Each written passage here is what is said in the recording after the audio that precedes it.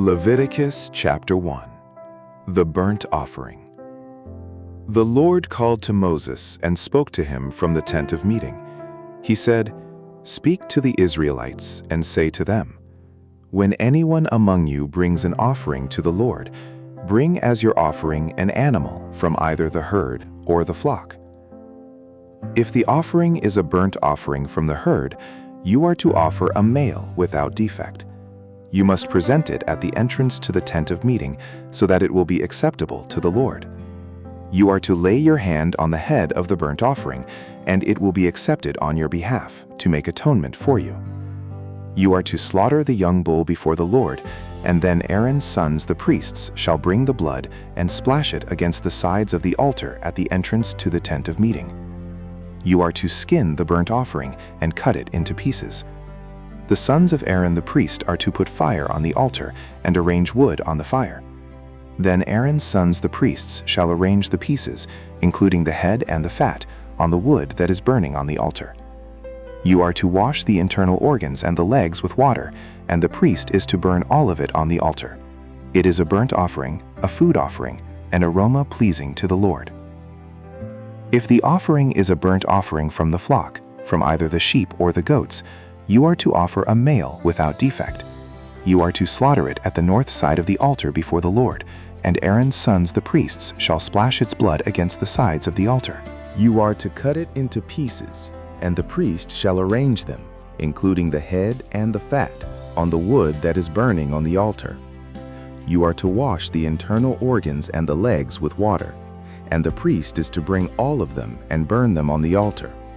It is a burnt offering, a food offering, an aroma pleasing to the Lord. If the offering to the Lord is a burnt offering of birds, you are to offer a dove or a young pigeon.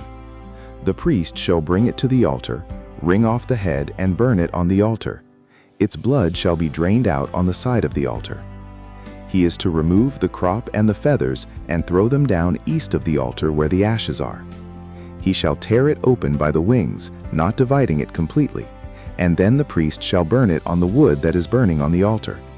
It is a burnt offering, a food offering, an aroma pleasing to the Lord. Leviticus chapter 2. The grain offering. When anyone brings a grain offering to the Lord, their offering is to be of the finest flour. They are to pour olive oil on it, put incense on it, and take it to Aaron's sons the priests. The priest shall take a handful of the flour and oil, together with all the incense, and burn this as a memorial portion on the altar, a food offering, an aroma pleasing to the Lord. The rest of the grain offering belongs to Aaron and his sons. It is a most holy part of the food offerings presented to the Lord. If you bring a grain offering baked in an oven, it is to consist of the finest flour, either thick loaves made without yeast and with olive oil mixed in, or thin loaves made without yeast and brushed with olive oil. If your grain offering is prepared on a griddle, it is to be made of the finest flour mixed with oil and without yeast. Crumble it and pour oil on it. It is a grain offering. If your grain offering is cooked in a pan, it is to be made of the finest flour and some olive oil. Bring the grain offering made of these things to the Lord. Present it to the priest, who shall take it to the altar. He shall take out the memorial portion from the grain offering and burn it on the altar as a food offering, an aroma pleasing to the Lord. The rest of the grain offering belongs to Aaron and his sons. It is a most holy part of the food offerings presented to the Lord. Every grain offering you bring to the Lord must be made without yeast, for you are not to burn any yeast or honey in a food offering presented to the Lord. You may bring them to the Lord as an offering of the firstfruits, but they are not to be offered on the altar as a pleasing aroma. Season all your grain offerings with salt. Do not leave the salt of the covenant of your God out of your grain offerings. Add salt to all your offerings. If you bring a grain offering of firstfruits to the Lord, offer crushed heads of new grain roasted in the fire. Put oil and incense on it. It is a grain offering. The priest shall burn the memorial portion of the crushed grain and the oil, together with all the incense, as a food offering presented to the Lord. Leviticus chapter 3. The fellowship offering. If your offering is a fellowship offering and you offer an animal from the herd, whether male or female, you are to present before the Lord an animal without defect. You are to lay your hand on the head of your offering and slaughter it at the entrance to the tent of meeting. Then Aaron's sons the priests shall splash the blood against the sides of the altar. From the fellowship offering you are to bring a food offering to the Lord, the internal organs and all the fat that is connected to them, both kidneys with the fat on them near the loins, and the long lobe of the liver, which you will remove with the kidneys.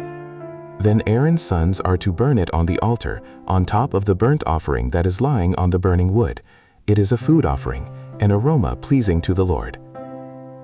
If you offer an animal from the flock as a fellowship offering to the Lord, you are to offer a male or female without defect. If you offer a lamb, you are to present it before the Lord. Lay your hand on its head and slaughter it in front of the tent of meeting. Then Aaron's sons shall splash its blood against the sides of the altar. From the fellowship offering, you are to bring a food offering to the Lord.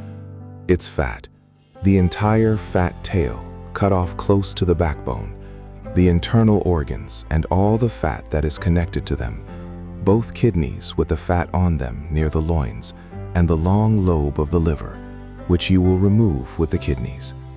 The priest shall burn them on the altar as a food offering presented to the Lord. If your offering is a goat, you are to present it before the Lord. Lay your hand on its head and slaughter it in front of the tent of meeting. Then Aaron's sons shall splash its blood against the sides of the altar. From what you offer, you are to present this food offering to the Lord, the internal organs and all the fat that is connected to them, both kidneys with the fat on them near the loins, and the long lobe of the liver, which you will remove with the kidneys. The priest shall burn them on the altar as a food offering, a pleasing aroma. All the fat is the Lord's. Leviticus chapter 4. The sin offering. The Lord said to Moses, "Say to the Israelites, when anyone sins unintentionally and does what is forbidden in any of the Lord's commands, if the anointed priest sins, bringing guilt on the people, he must bring to the Lord a young bull without defect as a sin offering for the sin he has committed.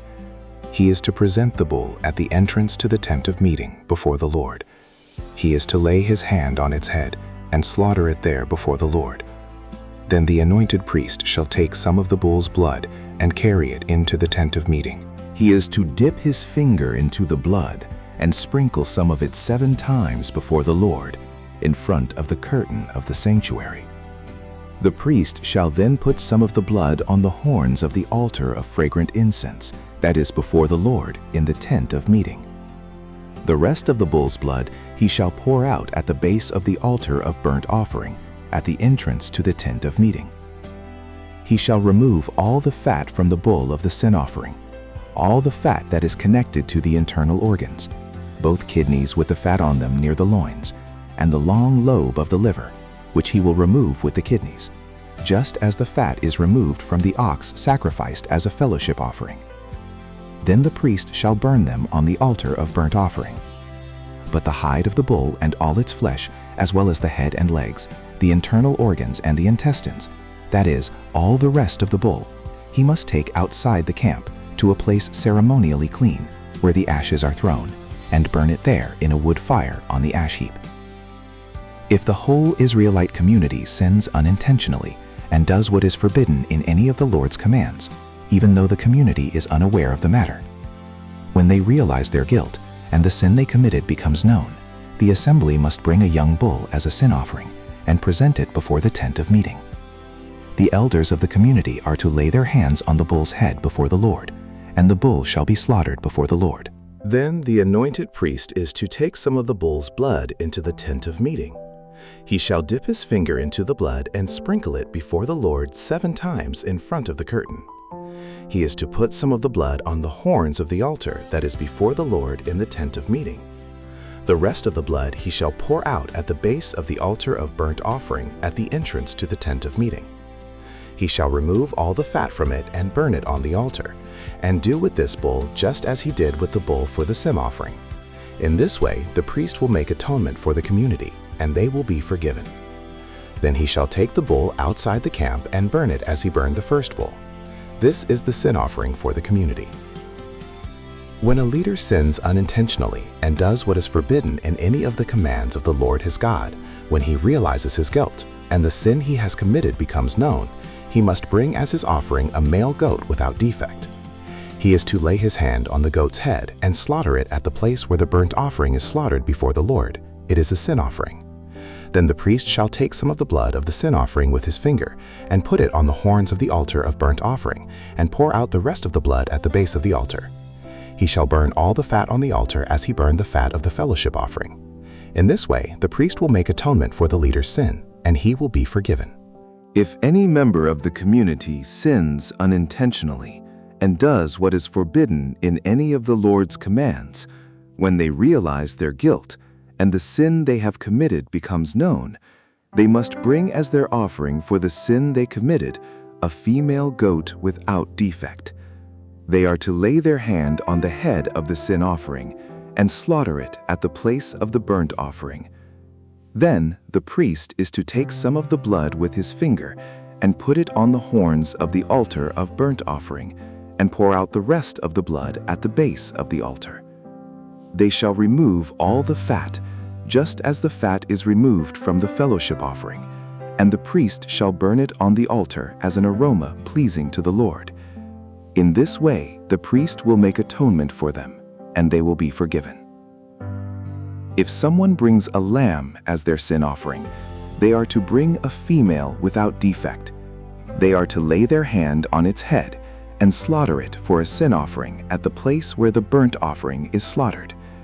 Then the priest shall take some of the blood of the sin offering with his finger and put it on the horns of the altar of burnt offering, and pour out the rest of the blood at the base of the altar. They shall remove all the fat, just as the fat is removed from the lamb of the fellowship offering, and the priest shall burn it on the altar on top of the food offerings presented to the Lord. In this way, the priest will make atonement for them, and they will be forgiven. Leviticus chapter 5. If anyone sins because they do not speak up when they hear a public charge to testify regarding something they have seen or learned about, they will be held responsible.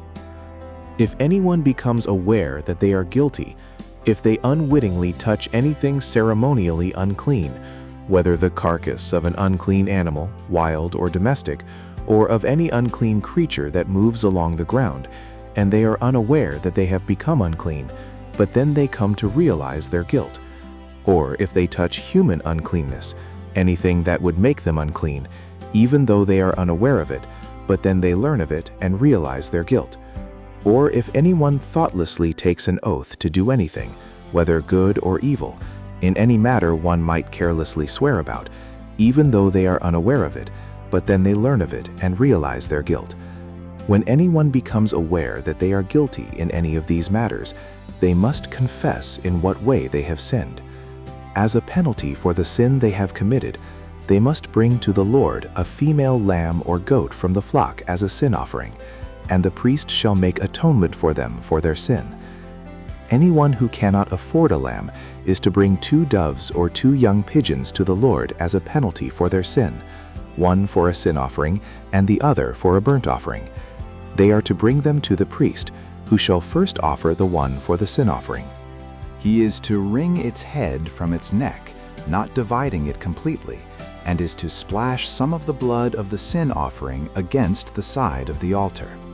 The rest of the blood must be drained out at the base of the altar. It is a sin offering. The priest shall then offer the other as a burnt offering in the prescribed way, and make atonement for them for the sin they have committed, and they will be forgiven.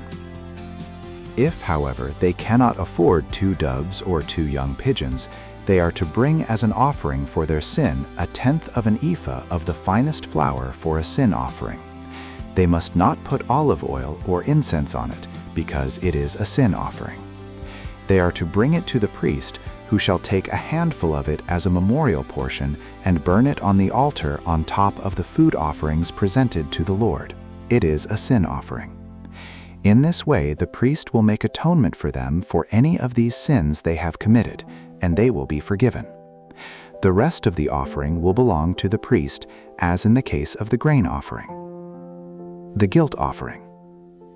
The Lord said to Moses, "When anyone is unfaithful to the Lord by sinning unintentionally in regard to any of the Lord's holy things, they are to bring to the Lord as a penalty a ram from the flock, one without defect and of the proper value in silver, according to the sanctuary shekel. It is a guilt offering. They must make restitution for what they have failed to do in regard to the holy things, pay an additional penalty of a fifth of its value, and give it all to the priest." The priest will make atonement for them with the ram as a guilt offering, and they will be forgiven. If anyone sins and does what is forbidden in any of the Lord's commands, even though they do not know it, they are guilty and will be held responsible. They are to bring to the priest as a guilt offering a ram from the flock, one without defect and of the proper value. In this way, the priest will make atonement for them for the wrong they have committed unintentionally, and they will be forgiven. It is a guilt offering. They have been guilty of wrongdoing against the Lord. Leviticus chapter 6. The Lord said to Moses, "If anyone sins and is unfaithful to the Lord by deceiving a neighbor about something entrusted to them or left in their care, or about something stolen, or if they cheat their neighbor, or if they find lost property and lie about it, or if they swear falsely about any such sin that people may commit, when they sin in any of these ways and realize their guilt, they must return what they have stolen or taken by extortion, or what was entrusted to them, or the lost property they found, or whatever it was they swear falsely about.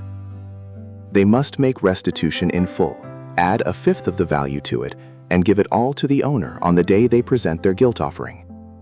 And as a penalty, they must bring to the priest, that is, to the Lord, their guilt offering, a ram from the flock, one without defect and of the proper value. In this way, the priest will make atonement for them before the Lord, and they will be forgiven for any of the things they did that made them guilty. The burnt offering. The Lord said to Moses, "Give Aaron and his sons this command.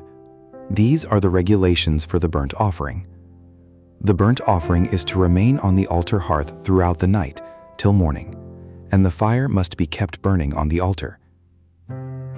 The priest shall then put on his linen clothes, with linen undergarments next to his body, and shall remove the ashes of the burnt offering that the fire has consumed on the altar, and place them beside the altar.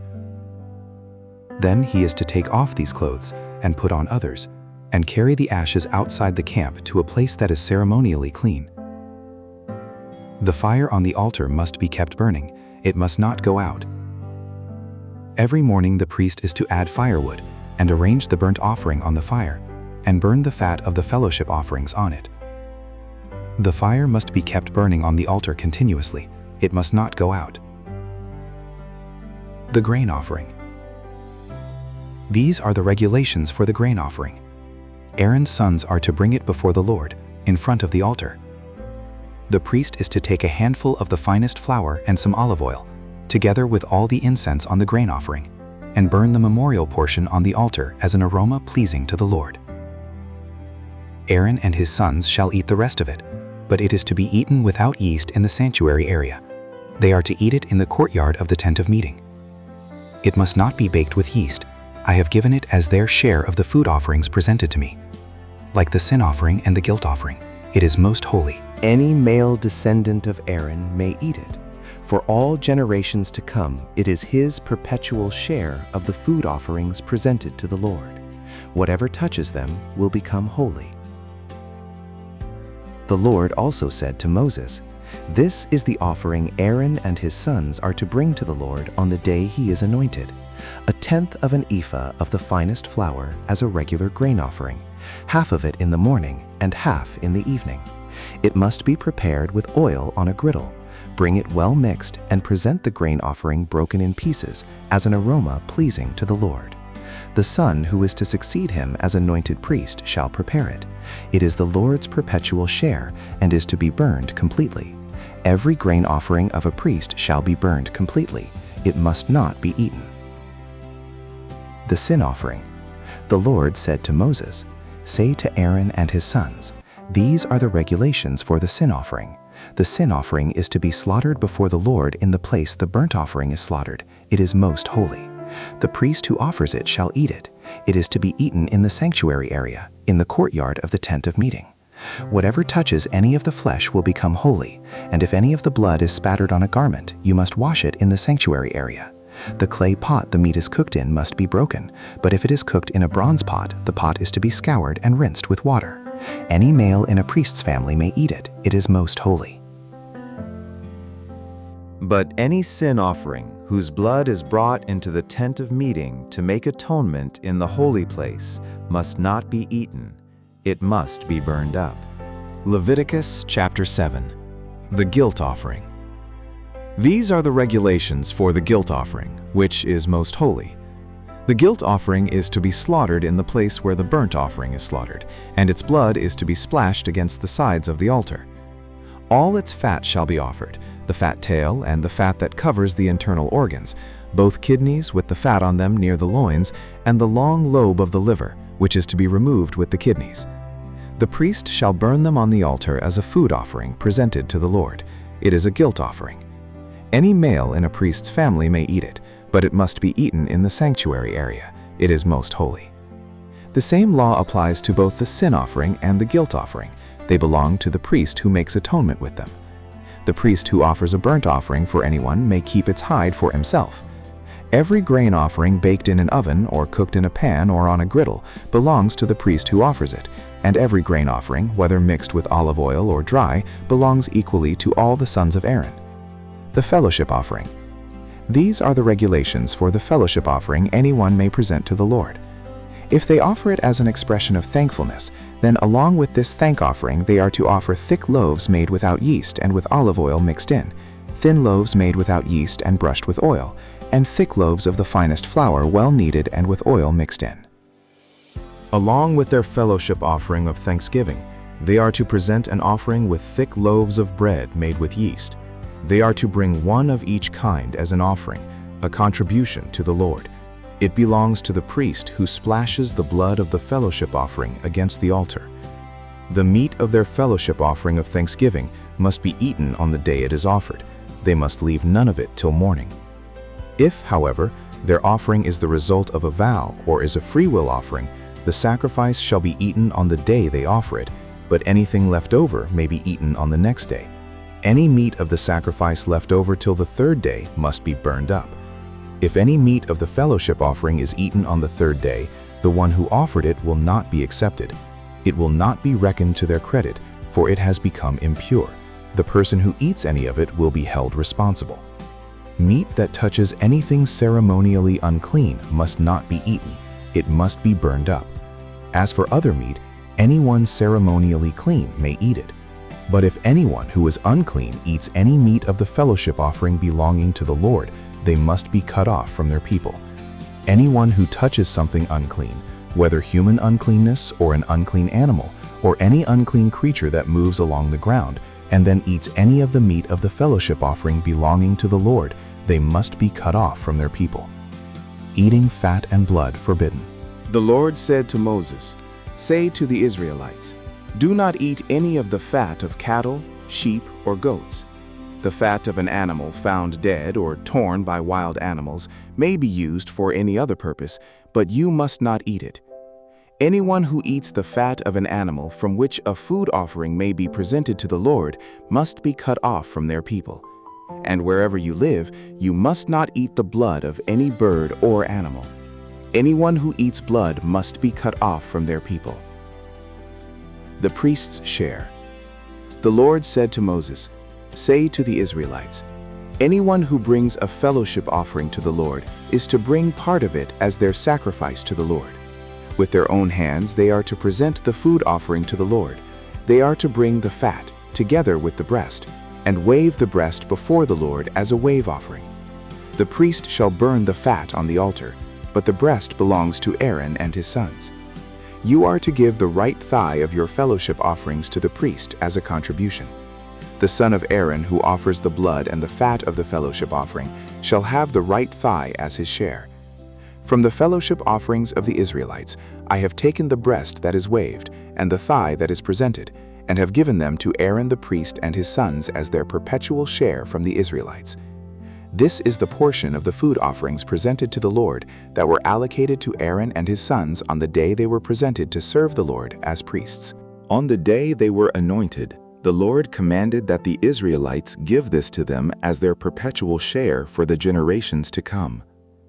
These, then, are the regulations for the burnt offering, the grain offering, the sin offering, the guilt offering, the ordination offering, and the fellowship offering, which the Lord gave Moses at Mount Sinai in the desert of Sinai, on the day he commanded the Israelites to bring their offerings to the Lord. Leviticus chapter 8. The ordination of Aaron and his sons. The Lord said to Moses, "Bring Aaron and his sons, their garments, the anointing oil, the bull for the sin offering, the 2 rams, and the basket containing bread made without yeast, and gather the entire assembly at the entrance to the tent of meeting." Moses did as the Lord commanded him, and the assembly gathered at the entrance to the tent of meeting. Moses said to the assembly, "This is what the Lord has commanded to be done." Then Moses brought Aaron and his sons forward and washed them with water.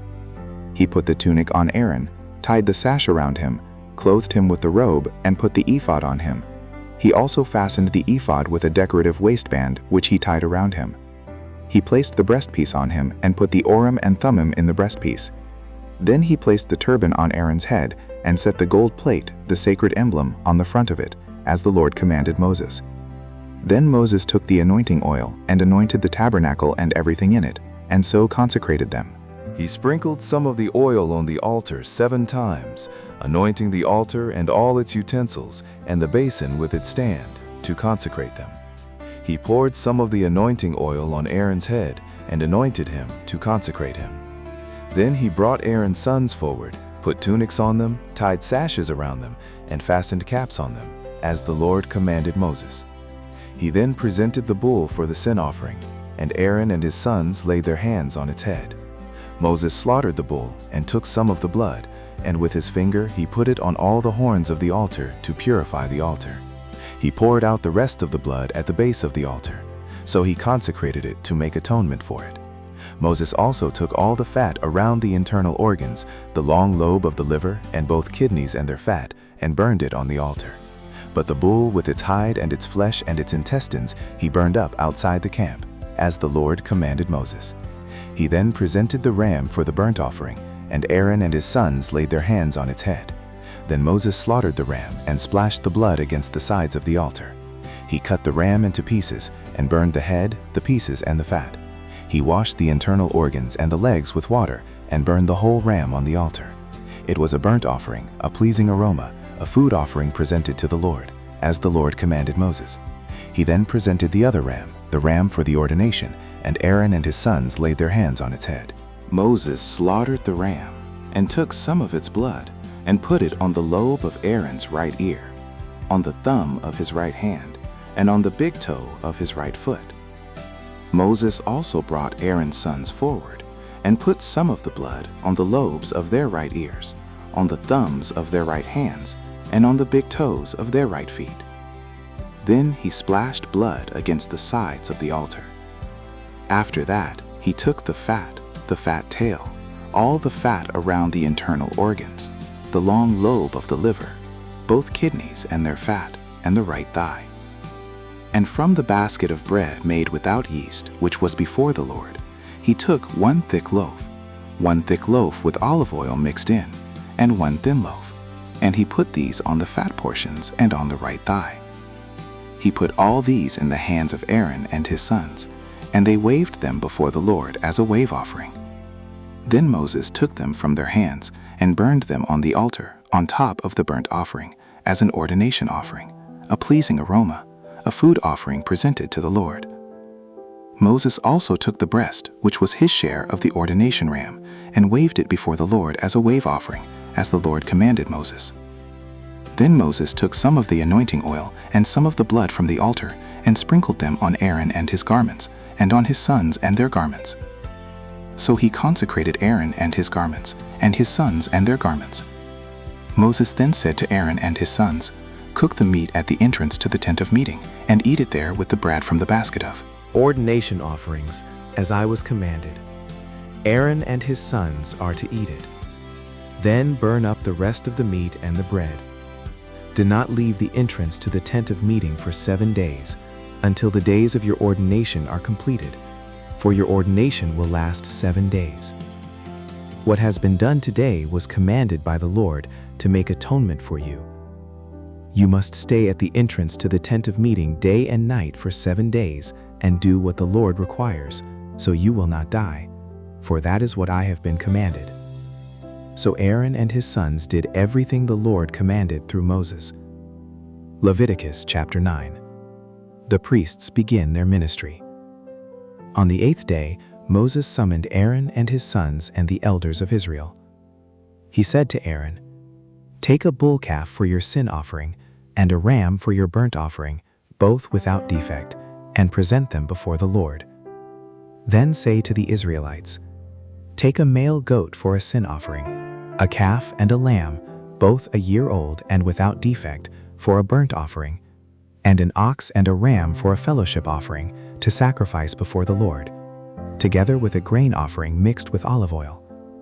For today the Lord will appear to you.'" They took the things Moses commanded to the front of the tent of meeting, and the entire assembly came near and stood before the Lord. Then Moses said, "This is what the Lord has commanded you to do, so that the glory of the Lord may appear to you." Moses said to Aaron, "Come to the altar and sacrifice your sin offering and your burnt offering, and make atonement for yourself and the people." Sacrifice the offering that is for the people, and make atonement for them, as the Lord has commanded. So Aaron came to the altar and slaughtered the calf as a sin offering for himself. His sons brought the blood to him, and he dipped his finger into the blood and put it on the horns of the altar. The rest of the blood he poured out at the base of the altar. On the altar he burned the fat, the kidneys, and the long lobe of the liver from the sin offering, as the Lord commanded Moses. The flesh and the hide he burned up outside the camp.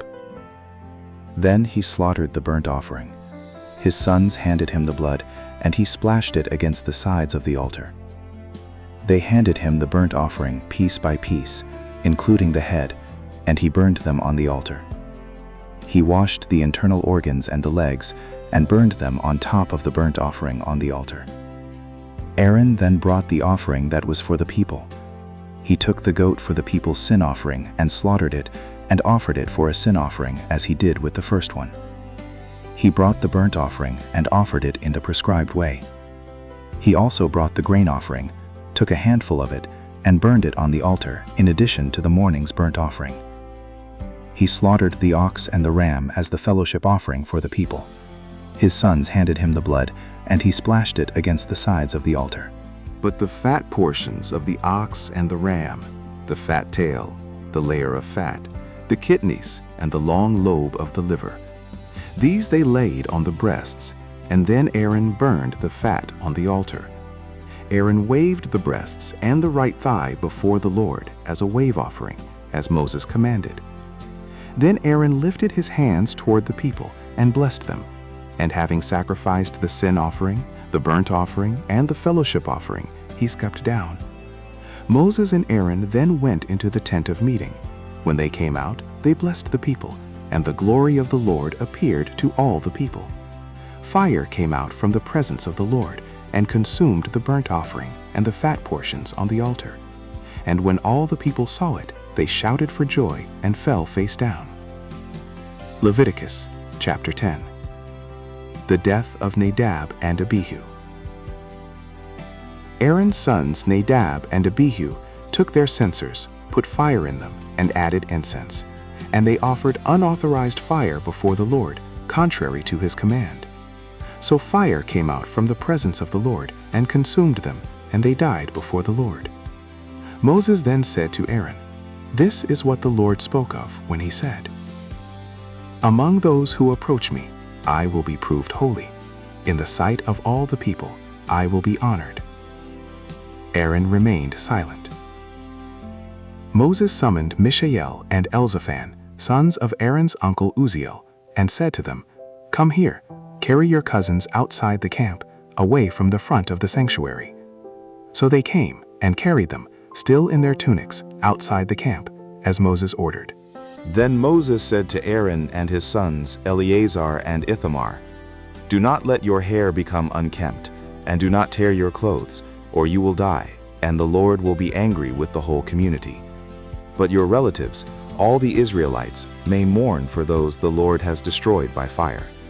Do not leave the entrance to the tent of meeting, or you will die, because the Lord's anointing oil is on you."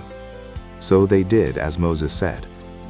Then the Lord said to Aaron, "You and your sons are not to drink wine or other fermented drink whenever you go into the tent of meeting, or you will die.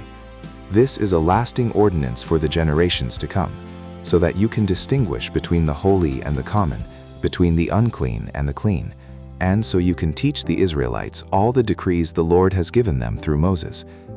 Moses said to Aaron and his remaining sons, Eleazar and Ithamar, "Take the grain offering left over from the food offerings prepared without yeast and presented to the Lord, and eat it beside the altar, for it is most holy. Eat it in the sanctuary area, because it is your share and your son's share of the food offerings presented to the Lord, for so I have been commanded. But you and your sons and your daughters may eat the breast that was waved and the thigh that was presented. Eat them in a ceremonially clean place. They have been given to you and your children as your share of the Israelites' fellowship offerings. The thigh that was presented and the breast that was waved must be brought with the fat portions of the food offerings to be waved before the Lord as a wave offering. This will be the perpetual share for you and your children, as the Lord has commanded." When Moses inquired about the goat of the sin offering and found that it had been burned up, he was angry with Eleazar and Ithamar, Aaron's remaining sons, and asked, "Why didn't you eat the sin offering in the sanctuary area? It is most holy. It was given to you to take away the guilt of the community by making atonement for them before the Lord. Since its blood was not taken into the holy place, you should have eaten the goat in the sanctuary area, as I commanded." Aaron replied to Moses, "Today they sacrificed their sin offering and their burnt offering before the Lord, but such things as this have happened to me. Would the Lord have been pleased if I had eaten the sin offering today?" When Moses heard this, he was satisfied. Leviticus chapter 11. Clean and unclean food. The Lord said to Moses and Aaron, "Say to the Israelites, of all the animals that live on land, these are the ones you may eat. You may eat any animal that has a divided hoof and that chews the cud. There are some that only chew the cud or only have a divided hoof, but you must not eat them. The camel, though it chews the cud, does not have a divided hoof. It is ceremonially unclean for you. The hyrax, though it chews the cud, does not have a divided hoof. It is unclean for you. The rabbit, though it chews the cud, does not have a divided hoof. It is unclean for you. And the pig, though it has a divided hoof, does not chew the cud. It is unclean for you. You must not eat their meat or touch their carcasses. They are unclean for you. Of all the creatures living in the water of the seas and the streams, you may eat any that have fins and scales. But all creatures in the seas or streams that do not have fins and scales, whether among all the swarming things or among all the other living creatures in the water, you are to regard as unclean. And since you are to regard them as unclean, you must not eat their meat. You must regard their carcasses as unclean. Anything living in the water that does not have fins and scales is to be regarded as unclean by you. These are the birds you are to regard as unclean and not eat because they are unclean: the eagle, the vulture, the black vulture, the red kite, any kind of black kite, any kind of raven, the horned owl, the screech owl, the gull, any kind of hawk, the little owl, the cormorant, the great owl, the white owl, the desert owl, the osprey, the stork, any kind of heron, the hoopoe, and the bat. All flying insects that walk on all fours are to be regarded as unclean by you. There are, however, some flying insects that walk on all fours that you may eat, those that have jointed legs for hopping on the ground. Of these you may eat any kind of locust, katydid, cricket, or grasshopper, but all other flying insects that have 4 legs you are to regard as unclean. You will make yourselves unclean by these. Whoever touches their carcasses will be unclean till evening. Whoever picks up one of their carcasses must wash their clothes, and they will be unclean till evening. Every animal that does not have a divided hoof, or that does not chew the cud, is unclean for you. Whoever touches the carcass of any of them will be unclean. Of all the animals that walk on all 4s, those that walk on their paws are unclean for you. Whoever touches their carcasses will be unclean till evening. Anyone who picks up their carcasses must wash their clothes, and they will be unclean till evening. These animals are unclean for you. Of the animals that move along the ground, these are unclean for you: the weasel, the rat, any kind of great lizard, the gecko, the monitor lizard, the wall lizard, the skink, and the chameleon. Of all those that move along the ground, these are unclean for you. Whoever touches them when they are dead will be unclean till evening. When one of them dies and falls on something, that article, whatever its use, will be unclean, whether it is made of wood, cloth, hide, or sackcloth. Put it in water, it will be unclean till evening, and then it will be clean. If one of them falls into a clay pot, everything in it will be unclean, and you must break the pot. Any food you are allowed to eat that has come into contact with water from any such pot is unclean, and any liquid that is drunk from such a pot is unclean. Anything that one of their carcasses falls on becomes unclean. An oven or cooking pot must be broken up. They are unclean, and you are to regard them as unclean. A spring, however, or a cistern for collecting water remains clean, but anyone who touches one of these carcasses is unclean. If a carcass falls on any seeds that are to be planted, they remain clean. But if water has been put on the seed and a carcass falls on it, it is unclean for you. If an animal that you are allowed to eat dies, anyone who touches its carcass will be unclean till evening. Anyone who eats some of its carcass must wash their clothes, and they will be unclean till evening. Anyone who picks up the carcass must wash their clothes, and they will be unclean till evening. Every creature that moves along the ground is to be regarded as unclean. It is not to be eaten. You are not to eat any creature that moves along the ground, whether it moves on its belly or walks on all 4s or on many feet. It is unclean. Do not defile yourselves by any of these creatures. Do not make yourselves unclean by means of them, or be made unclean by them. I am the Lord your God. Consecrate yourselves and be holy, because I am holy. Do not make yourselves unclean by any creature that moves along the ground. I am the Lord, who brought you up out of Egypt to be your God. Therefore be holy, because I am holy. These are the regulations concerning animals, birds, every living thing that moves about in the water, and every creature that moves along the ground. You must distinguish between the unclean and the clean, between living creatures that may be eaten and those that may not be eaten. Leviticus chapter 12. Purification after childbirth. The Lord said to Moses, "Say to the Israelites, a woman who becomes pregnant and gives birth to a son will be ceremonially unclean for 7 days, just as she is unclean during her monthly period. On the 8th day, the boy is to be circumcised. Then the woman must wait 33 days to be purified from her bleeding. She must not touch anything sacred or go to the sanctuary until the days of her purification are over. If she gives birth to a daughter, for 2 weeks the woman will be unclean, as during her period. Then she must wait 66 days to be purified from her bleeding. When the days of her purification for a son or daughter are over, she is to bring to the priest at the entrance to the tent of meeting a year-old lamb for a burnt offering, and a young pigeon or a dove for a sin offering. He shall offer them before the Lord to make atonement for her, and then she will be ceremonially clean from her flow of blood. These are the regulations for the woman who gives birth to a boy or a girl. But if she cannot afford a lamb, she is to bring 2 doves or 2 young pigeons, one for a burnt offering and the other for a sin offering. In this way, the priest will make atonement for her, and she will be clean. Leviticus chapter 13. Regulations about defiling skin diseases. The Lord said to Moses and Aaron, "When anyone has a swelling or a rash or a shiny spot on their skin that may be a defiling skin disease, they must be brought to Aaron the priest or to one of his sons who is a priest.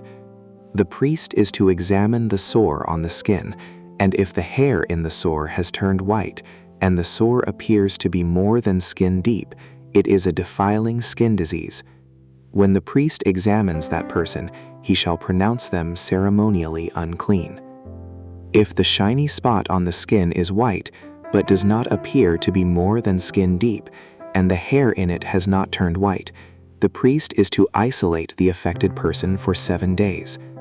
On the 7th day, the priest is to examine them, and if he sees that the sore is unchanged and has not spread in the skin, he is to isolate them for another 7 days. On the 7th day, the priest is to examine them again, and if the sore has faded and has not spread in the skin, the priest shall pronounce them clean. It is only a rash. They must wash their clothes, and they will be clean. But if the rash does spread in their skin after they have shown themselves to the priest to be pronounced clean, they must appear before the priest again. The priest is to examine that person, and if the rash has spread in the skin, he shall pronounce them unclean. It is a defiling skin disease. When anyone has a defiling skin disease, they must be brought to the priest. The priest is to examine them, and if there is a white swelling in the skin that has turned the hair white, and if there is raw flesh in the swelling, it is a chronic skin disease, and the priest shall pronounce them unclean. He is not to isolate them, because they are already unclean.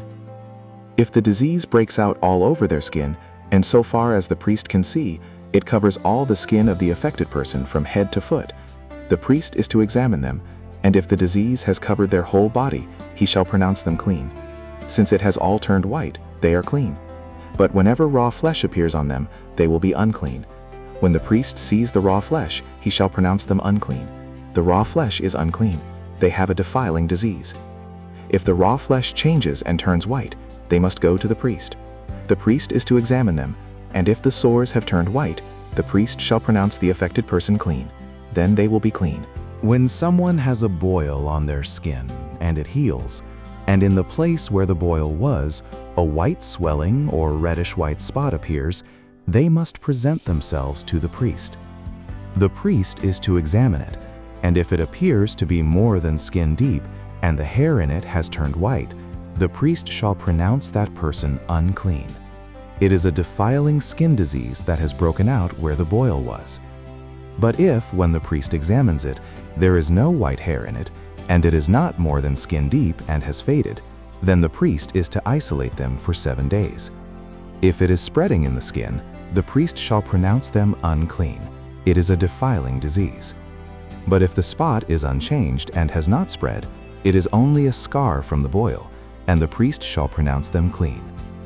When someone has a burn on their skin, and a reddish-white or white spot appears in the raw flesh of the burn, the priest is to examine the spot, and if the hair in it has turned white, and it appears to be more than skin deep, it is a defiling disease that has broken out in the burn. The priest shall pronounce them unclean. It is a defiling skin disease. But if the priest examines it, and if there is no white hair in the spot, and if it is not more than skin deep and has faded, then the priest is to isolate them for 7 days. On the 7th day, the priest is to examine that person, and if it is spreading in the skin, the priest shall pronounce them unclean. It is a defiling skin disease. If, however, the spot is unchanged and has not spread in the skin, but has faded, it is a swelling from the burn, and the priest shall pronounce them clean. It is only a scar from the burn. If a man or woman has a sore on their head or chin, the priest is to examine the sore, and if it appears to be more than skin deep, and the hair in it is yellow and thin, the priest shall pronounce them unclean. It is a defiling skin disease on the head or chin. But if, when the priest examines the sore, it does not seem to be more than skin deep, and there is no black hair in it, then the priest is to isolate the affected person for 7 days. On the 7th day, the priest is to examine the sore, and if it has not spread, and there is no yellow hair in it, and it does not appear to be more than skin deep, then the man or woman must shave themselves, except for the affected area.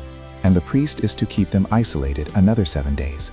On the 7th day, the priest is to examine the sore, and if it has not spread in the skin, and appears to be no more than skin deep, the priest shall pronounce them clean. They must wash their clothes, and they will be clean. But if the sore does spread in the skin after they are pronounced clean, the priest is to examine them, and if he finds that the sore has spread in the skin, he does not need to look for yellow hair. They are unclean. If, however, the sore is unchanged, so far as the priest can see, and if black hair has grown in it, the affected person is healed. They are clean, and the priest shall pronounce them clean. When a man or woman has white spots on the skin, the priest is to examine them, and if the spots are dull white, it is a harmless rash that has broken out on the skin. They are clean. A man who has lost his hair and is bald is clean. If he has lost his hair from the front of his scalp and has a bald forehead, he is clean. But if he has a reddish-white sore on his bald head or forehead, it is a defiling disease breaking out on his head or forehead. The priest is to examine him, and if the swollen sore on his head or forehead is reddish-white, like a defiling skin disease, the man is diseased and is unclean. The priest shall pronounce him unclean because of the sore on his head. Anyone with such a defiling disease must wear torn clothes, let their hair be unkempt, cover the lower part of their face, and cry out, "Unclean, unclean." As long as they have the disease, they remain unclean. They must live alone. They must live outside the camp. Regulations about defiling molds. As for any fabric that is spoiled with a defiling mold, any woolen or linen clothing, any woven or knitted material of linen or wool, any leather or anything made of leather, if the affected area in the fabric, the leather, the woven or knitted material, or any leather article, is greenish or reddish, it is a defiling mold and must be shown to the priest. The priest is to examine the affected area and isolate the article for 7 days. On the 7th day, he is to examine it, and if the mold has spread in the fabric, the woven or knitted material, or the leather, whatever its use, it is a persistent defiling mold. The article is unclean. He must burn the fabric, the woven or knitted material of wool or linen, or any leather article that has been spoiled. Because the defiling mold is persistent, the article must be burned. But if, when the priest examines it, the mold has not spread in the fabric, the woven or knitted material, or the leather article, he shall order that the spoiled article be washed. Then he is to isolate it for another 7 days. After the article has been washed, the priest is to examine it again, and if the mold has not changed its appearance, even though it has not spread, it is unclean. Burn it, no matter which side of the fabric has been spoiled. If, when the priest examines it, the mold has faded after the article has been washed, he is to tear the spoiled part out of the fabric, the leather or the woven or knitted material. But if it reappears in the fabric, in the woven or knitted material, or in the leather article, it is a spreading mold. Whatever has the mold must be burned. Any fabric, woven or knitted material, or any leather article that has been washed and is rid of the mold must be washed again. Then it will be clean. These are the regulations concerning defiling molds in woolen or linen clothing, woven or knitted material, or any leather article, for pronouncing them clean or unclean. Leviticus chapter 15. Discharges causing uncleanness. The Lord said to Moses and Aaron, "Speak to the Israelites and say to them, when any man has an unusual bodily discharge, such a discharge is unclean. Whether it continues flowing from his body or is blocked, it will make him unclean. This is how his discharge will bring about uncleanness. Any bed the man with a discharge lies on will be unclean, and anything he sits on will be unclean.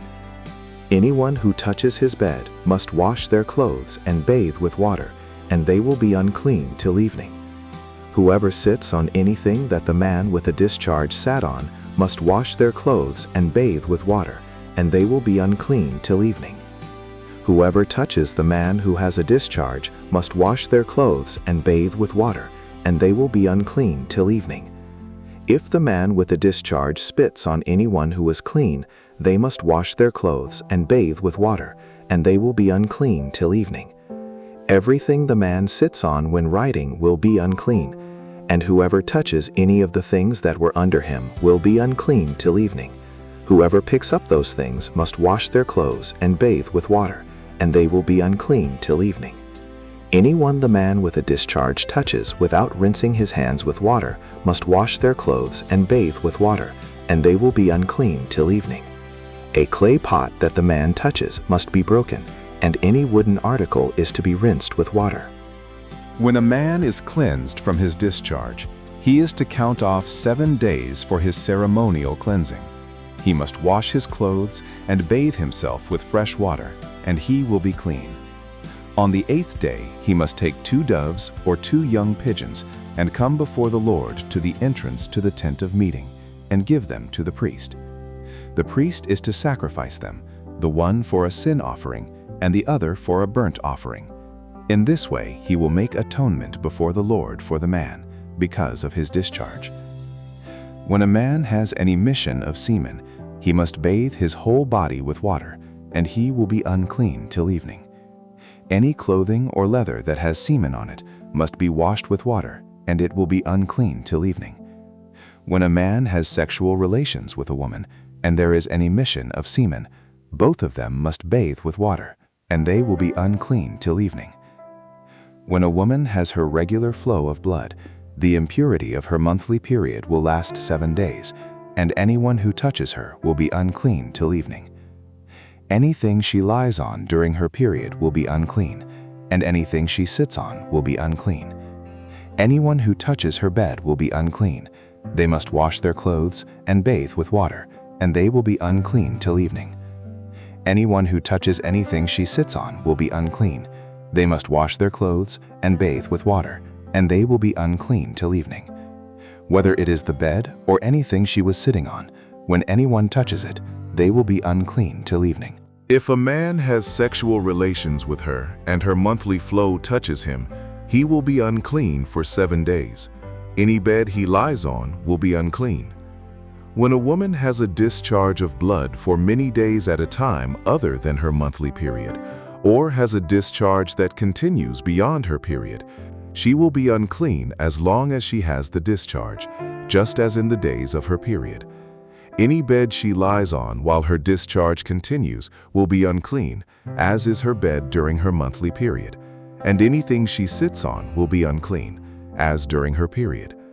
Anyone who touches them will be unclean. They must wash their clothes and bathe with water, and they will be unclean till evening. When she is cleansed from her discharge, she must count off 7 days, and after that she will be ceremonially clean. On the 8th day, she must take 2 doves or 2 young pigeons and bring them to the priest at the entrance to the tent of meeting. The priest is to sacrifice one for a sin offering and the other for a burnt offering. In this way, he will make atonement for her before the Lord for the uncleanliness of her discharge. You must keep the Israelites separate from things that make them unclean, so they will not die in their uncleanliness for defiling my dwelling place, which is among them. These are the regulations for a man with a discharge, for anyone made unclean by an emission of semen, for a woman in her monthly period, for a man or a woman with a discharge, and for a man who has sexual relations with a woman who is ceremonially unclean. Leviticus chapter 16. The Day of Atonement. The Lord spoke to Moses after the death of the 2 sons of Aaron who died when they approached the Lord. The Lord said to Moses, "Tell your brother Aaron that he is not to come whenever he chooses into the most holy place, behind the curtain, in front of the atonement cover on the ark, or else he will die. For I will appear in the cloud over the atonement cover." This is how Aaron is to enter the most holy place. He must first bring a young bull for a sin offering and a ram for a burnt offering. He is to put on the sacred linen tunic, with linen undergarments next to his body. He is to tie the linen sash around him and put on the linen turban.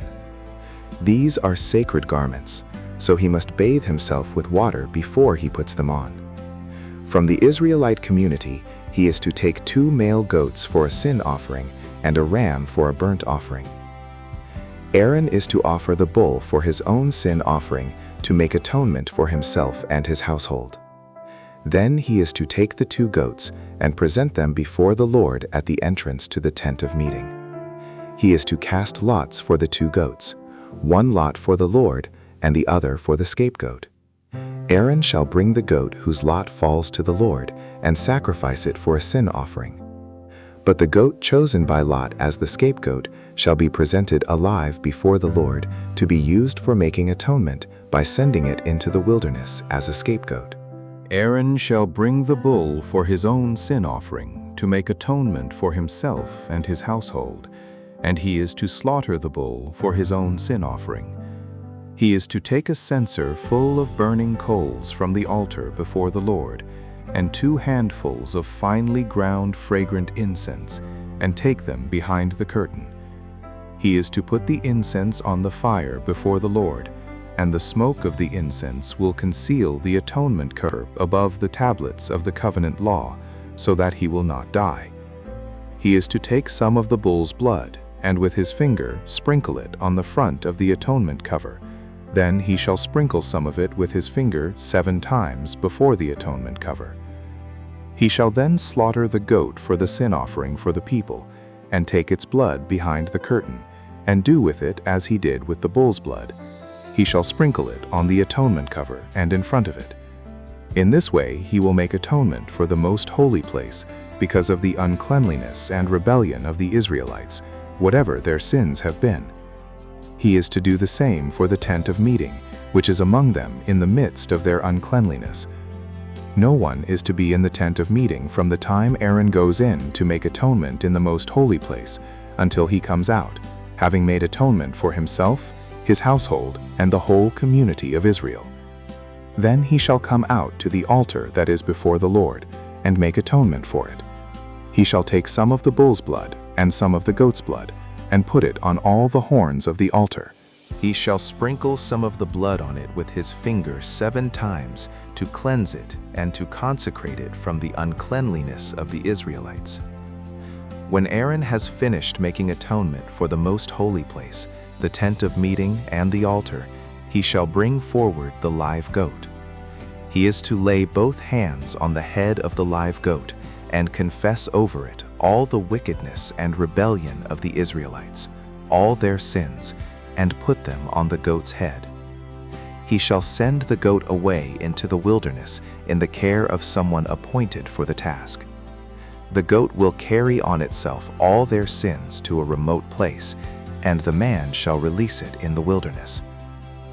Then Aaron is to go into the tent of meeting and take off the linen garments he put on before he entered the most holy place, and he is to leave them there.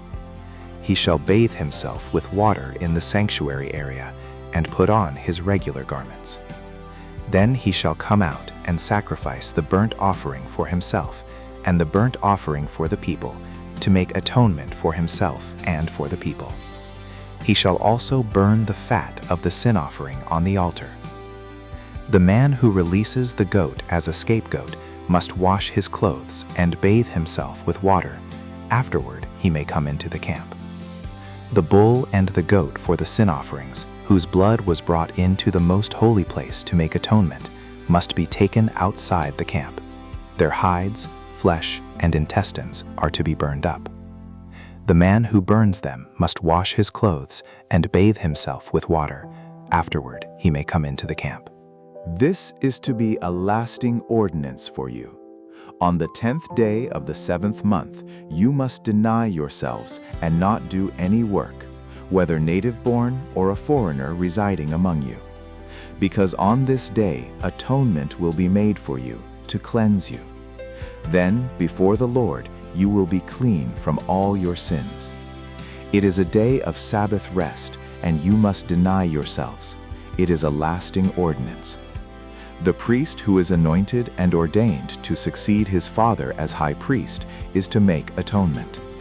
He is to put on the sacred linen garments and make atonement for the most holy place, for the tent of meeting and the altar, and for the priests and all the members of the community. This is to be a lasting ordinance for you, Atonement is to be made once a year for all the sins of the Israelites. And it was done as the Lord commanded Moses. Leviticus chapter 17. Eating blood forbidden. The Lord said to Moses, "Speak to Aaron and his sons and to all the Israelites, and say to them, 'This is what the Lord has commanded. Any Israelite who sacrifices an ox, a lamb, or a goat in the camp or outside of it, instead of bringing it to the entrance to the tent of meeting to present it as an offering to the Lord in front of the tabernacle of the Lord, that person shall be considered guilty of bloodshed. They have shed blood and must be cut off from their people. This is so the Israelites will bring to the Lord the sacrifices they are now making in the open fields. They must bring them to the priest, that is, to the Lord, at the entrance to the tent of meeting, and sacrifice them as fellowship offerings. The priest is to splash the blood against the altar of the Lord at the entrance to the tent of meeting, and burn the fat as an aroma pleasing to the Lord. They must no longer offer any of their sacrifices to the goat idols, to whom they prostitute themselves. This is to be a lasting ordinance for them and for the generations to come. Say to them, any Israelite or any foreigner residing among them, who offers a burnt offering or sacrifice and does not bring it to the entrance to the tent of meeting to sacrifice it to the Lord, must be cut off from the people of Israel. I will set my face against any Israelite or any foreigner residing among them who eats blood, and I will cut them off from the people. For the life of a creature is in the blood, and I have given it to you to make atonement for yourselves on the altar. It is the blood that makes atonement for one's life. Therefore I say to the Israelites, none of you may eat blood, nor may any foreigner residing among you eat blood. Any Israelite or any foreigner residing among you who hunts any animal or bird that may be eaten must drain out the blood and cover it with earth, because the life of every creature is its blood. That is why I have said to the Israelites, you must not eat the blood of any creature, because the life of every creature is its blood. Anyone who eats it must be cut off. Anyone, whether native-born or foreigner, who eats anything found dead or torn by wild animals, must wash their clothes and bathe with water, and they will be ceremonially unclean till evening. Then they will be clean. But if they do not wash their clothes and bathe themselves, they will be held responsible. Leviticus chapter 18. Unlawful sexual relations.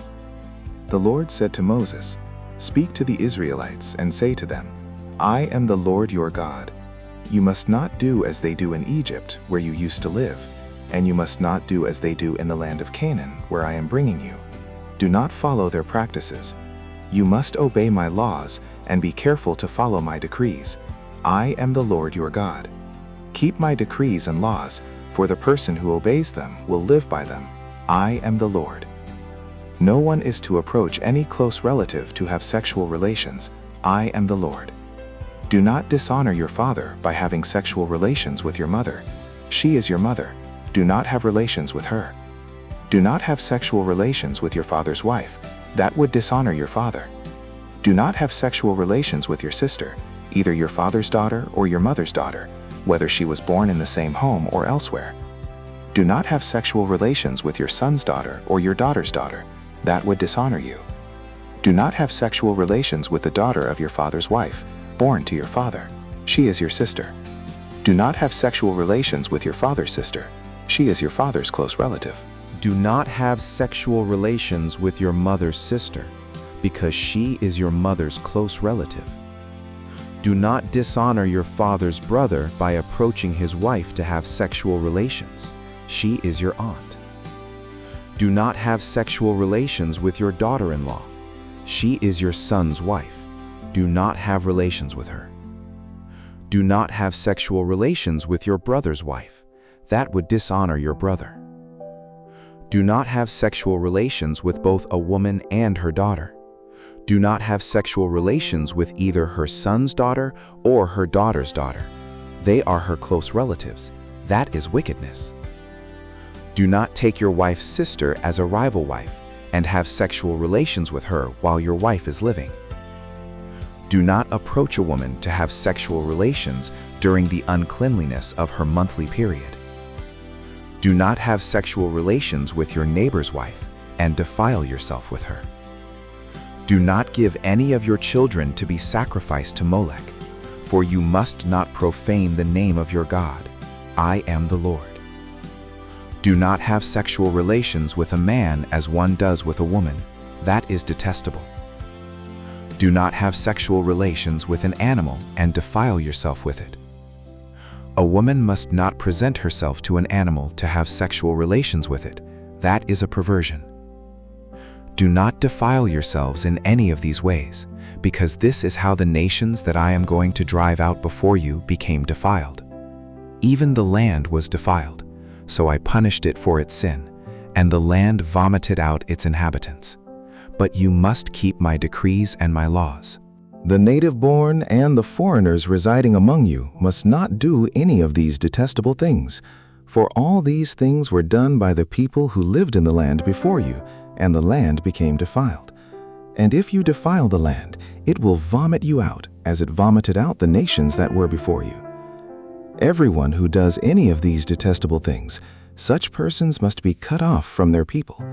Keep my requirements, and do not follow any of the detestable customs that were practiced before you came, and do not defile yourselves with them. I am the Lord your God.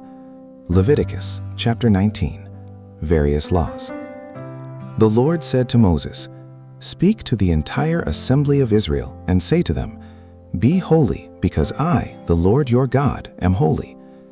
Each of you must respect your mother and father, and you must observe my Sabbaths. I am the Lord your God. Do not turn to idols or make metal gods for yourselves. I am the Lord your God.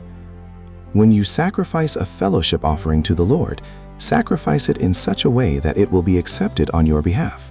It shall be eaten on the day you sacrifice it or on the next day. Anything left over until the third day must be burned up.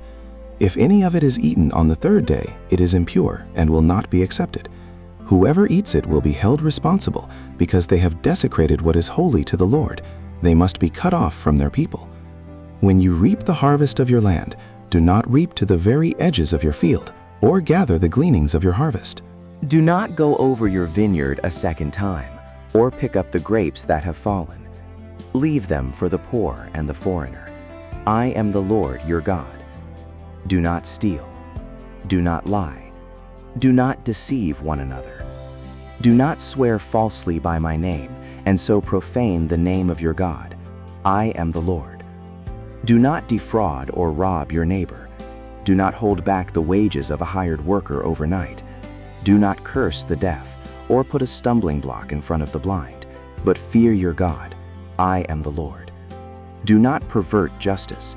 Do not show partiality to the poor, or favoritism to the great, but judge your neighbor fairly. Do not go about spreading slander among your people. Do not do anything that endangers your neighbor's life. I am the Lord. Do not hate a fellow Israelite in your heart.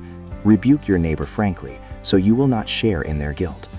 Do not seek revenge or bear a grudge against anyone among your people, but love your neighbor as yourself. I am the Lord. Keep my decrees. Do not mate different kinds of animals. Do not plant your field with two kinds of seed. Do not wear clothing woven of two kinds of material. If a man sleeps with a female slave who is promised to another man, but who has not been ransomed or given her freedom, there must be due punishment. Yet they are not to be put to death, because she had not been freed. The man, however, must bring a ram to the entrance to the tent of meeting for a guilt offering to the Lord. With the ram of the guilt offering, the priest is to make atonement for him before the Lord for the sin he has committed, and his sin will be forgiven. When you enter the land and plant any kind of fruit tree, regard its fruit as forbidden. For 3 years you are to consider it forbidden. It must not be eaten. In the 4th year, all its fruit will be holy, an offering of praise to the Lord. But in the 5th year, you may eat its fruit. In this way your harvest will be increased. I am the Lord your God.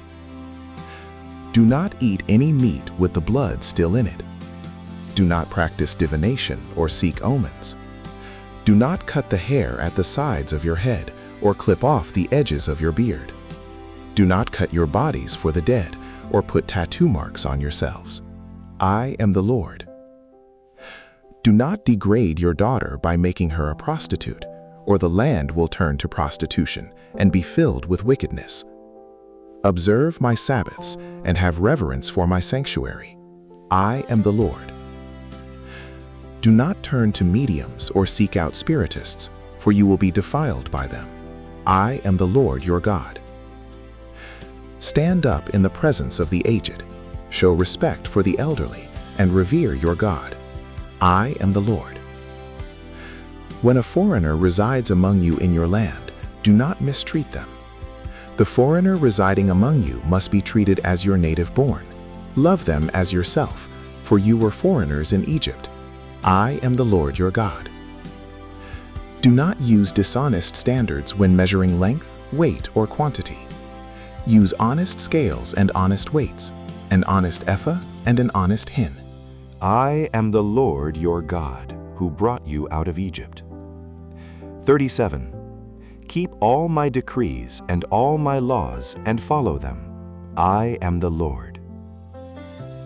Leviticus 20, New International Version. Punishments for sin. 20. The Lord said to Moses, 2. Say to the Israelites, any Israelite or any foreigner residing in Israel who sacrifices any of his children to Molech is to be put to death. The members of the community are to stone him. 3. I myself will set my face against him and will cut him off from his people. For by sacrificing his children to Molech, he has defiled my sanctuary and profaned my holy name. 4. If the members of the community close their eyes when that man sacrifices one of his children to Molech, and if they fail to put him to death, I myself will set my face against him and his family, and will cut them off from their people, together with all who follow him in prostituting themselves to Molech. 6. I will set my face against anyone who turns to mediums and spiritists to prostitute themselves by following them, and I will cut them off from their people.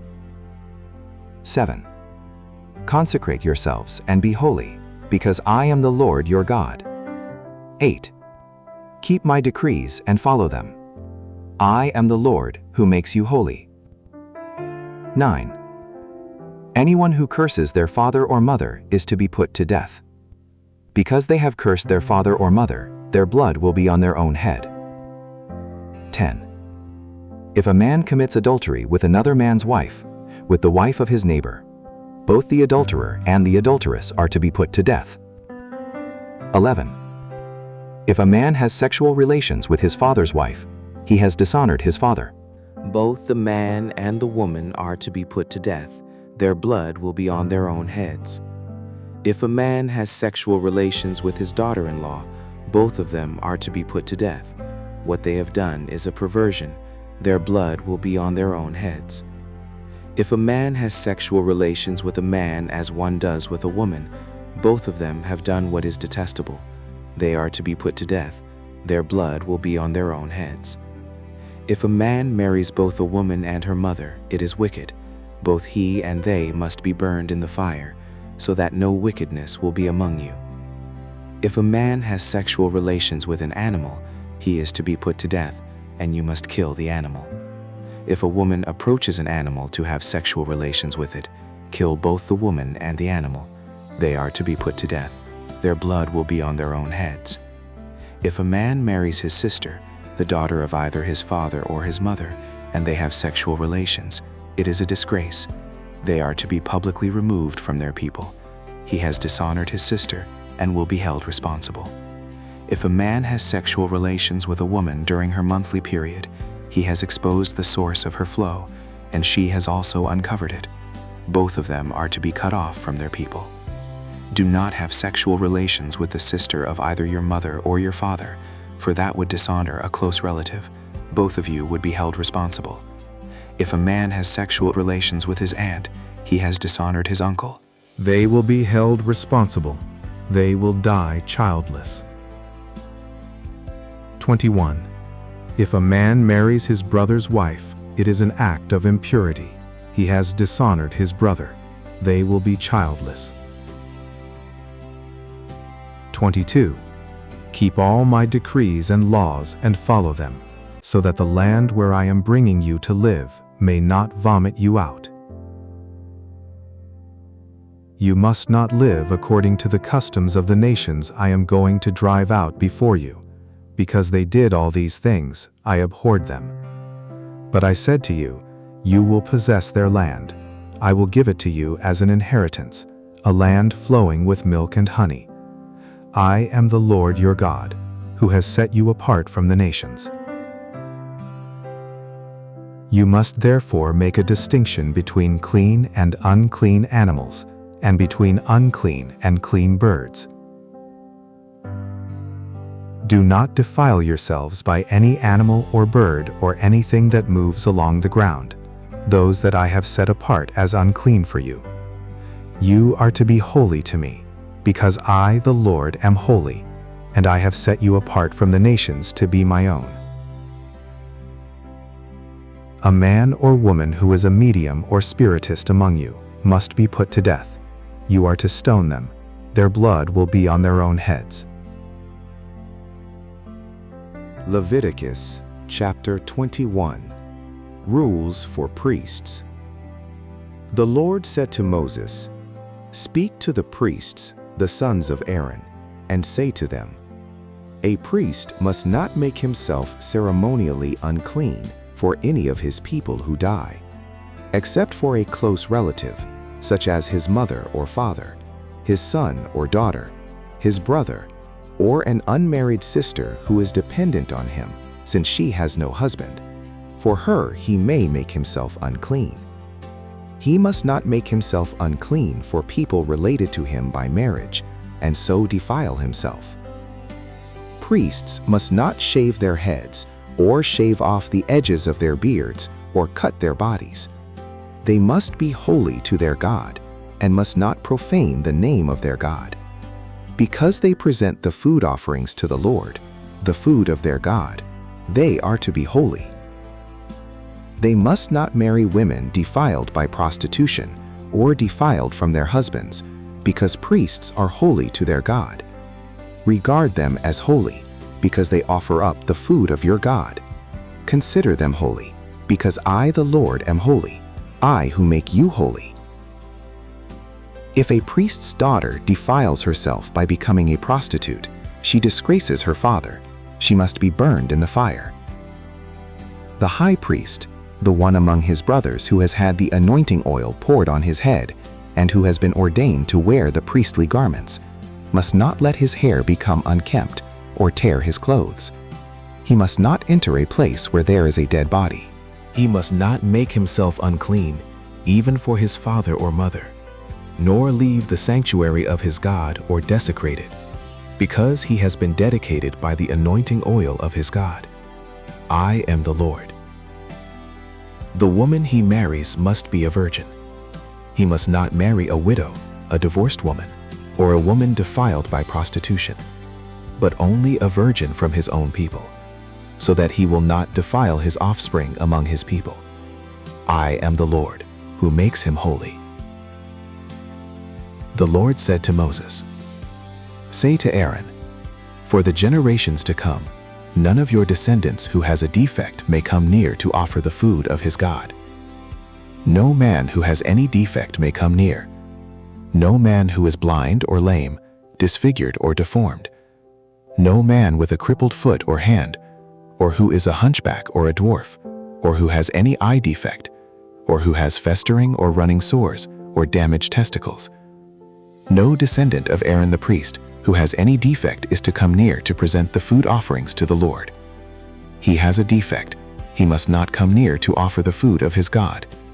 He may eat the most holy food of his God, as well as the holy food. Yet because of his defect, he must not go near the curtain or approach the altar, and so desecrate my sanctuary. I am the Lord, who makes them holy." So Moses told this to Aaron and his sons and to all the Israelites. Leviticus chapter 22. The Lord said to Moses, Tell Aaron and his sons to treat with respect the sacred offerings the Israelites consecrate to me, so they will not profane my holy name. I am the Lord.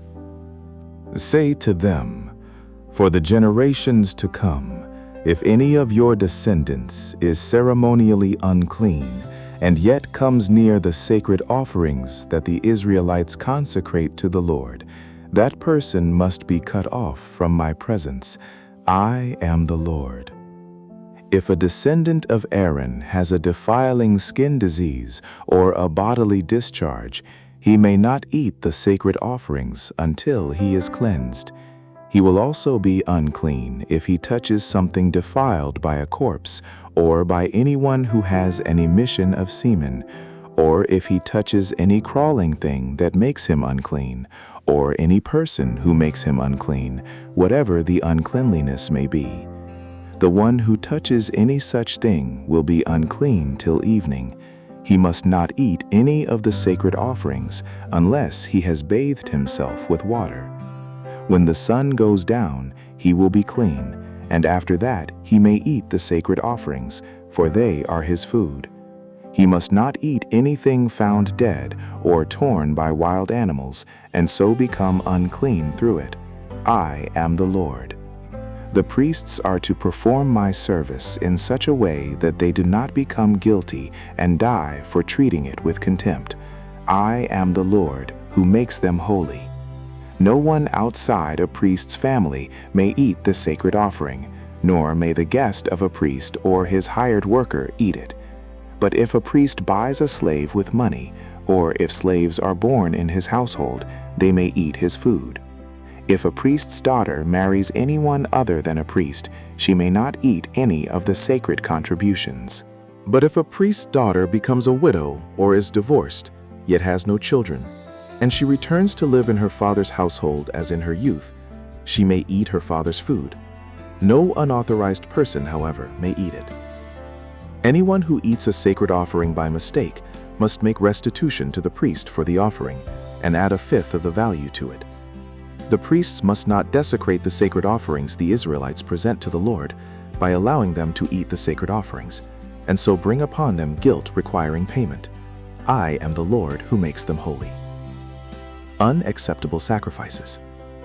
The Lord said to Moses, "Speak to Aaron and his sons and to all the Israelites and say to them, if any of you, whether an Israelite or a foreigner residing in Israel, presents a gift for a burnt offering to the Lord, either to fulfill a vow or as a freewill offering, you must present a male without defect from the cattle, sheep, or goats, in order that it may be accepted on your behalf. Do not bring anything with a defect, because it will not be accepted on your behalf. When anyone brings from the herd or flock a fellowship offering to the Lord, to fulfill a special vow, or as a freewill offering, it must be without defect or blemish to be acceptable. Do not offer to the Lord the blind, the injured, or the maimed, or anything with warts or festering or running sores. Do not place any of these on the altar as a food offering presented to the Lord. You may, however, present as a free will offering an ox or a sheep that is deformed or stunted, but it will not be accepted in fulfillment of a vow. You must not offer to the Lord an animal whose testicles are bruised, crushed, torn, or cut. You must not do this in your own land, and you must not accept such animals from the hand of a foreigner and offer them as the food of your God. They will not be accepted on your behalf, because they are deformed and have defects. The Lord said to Moses, "You are not to do any work. Wherever you live, it is a Sabbath to the Lord." The Passover and the Festival of Unleavened Bread. These are the Lord's appointed festivals, the sacred assemblies you are to proclaim at their appointed times. The Lord's Passover begins at twilight on the 14th day of the first month. On the 15th day of that month, the Lord's Festival of Unleavened Bread begins. For 7 days you must eat bread made without yeast. On the first day, hold a sacred assembly and do no regular work. For 7 days present a food offering to the Lord. And on the 7th day, hold a sacred assembly and do no regular work. Offering the firstfruits. The Lord said to Moses, Speak to the Israelites and say to them, when you enter the land I am going to give you and you reap its harvest, bring to the priest a sheaf of the first grain you harvest. He is to wave the sheaf before the Lord, so it will be accepted on your behalf. The priest is to wave it on the day after the Sabbath. On the day you wave the sheaf, you must sacrifice as a burnt offering to the Lord a lamb a year old without defect, together with its grain offering of 2/10 of an ephah of the finest flour mixed with olive oil, a food offering presented to the Lord, a pleasing aroma, and its drink offering of 1/4 of a hin of wine. You must not eat any bread or roasted or new grain until the very day you bring this offering to your God. This is to be a lasting ordinance for the generations to come, wherever you live. The Festival of Weeks. From the day after the Sabbath, the day you brought the sheaf of the wave offering, count off 7 full weeks. Count off 50 days up to the day after the 7th Sabbath, and then present an offering of new grain to the Lord. From wherever you live, bring 2 loaves made of 2/10 of an ephah of the finest flour, baked with yeast, as a wave offering of first fruits to the Lord. Present with this bread 7 male lambs, each a year old and without defect, 1 young bull and 2 rams. They will be a burnt offering to the Lord, together with their grain offerings and drink offerings, a food offering, an aroma pleasing to the Lord. Then sacrifice 1 male goat for a sin offering, and 2 lambs, each a year old, for a fellowship offering. The priest is to wave the 2 lambs before the Lord as a wave offering, together with the bread of the first fruits. They are a sacred offering to the Lord for the priest. On that same day you are to proclaim a sacred assembly and do no regular work. This is to be a lasting ordinance for the generations to come, wherever you live. When you reap the harvest of your land, do not reap to the very edges of your field or gather the gleanings of your harvest. Leave them for the poor and for the foreigner residing among you. I am the Lord your God. The Festival of Trumpets. The Lord said to Moses, say to the Israelites, on the first day of the 7th month, you are to have a day of Sabbath rest, a sacred assembly commemorated with trumpet blasts. Do no regular work, but present a food offering to the Lord. The Day of Atonement. The Lord said to Moses, the 10th day of this 7th month is the Day of Atonement. Hold a sacred assembly and deny yourselves, and present a food offering to the Lord. Do not do any work on that day, because it is the Day of Atonement, when atonement is made for you before the Lord your God. Those who do not deny themselves on that day must be cut off from their people. I will destroy from among their people anyone who does any work on that day. You shall do no work at all. This is to be a lasting ordinance for the generations to come, wherever you live.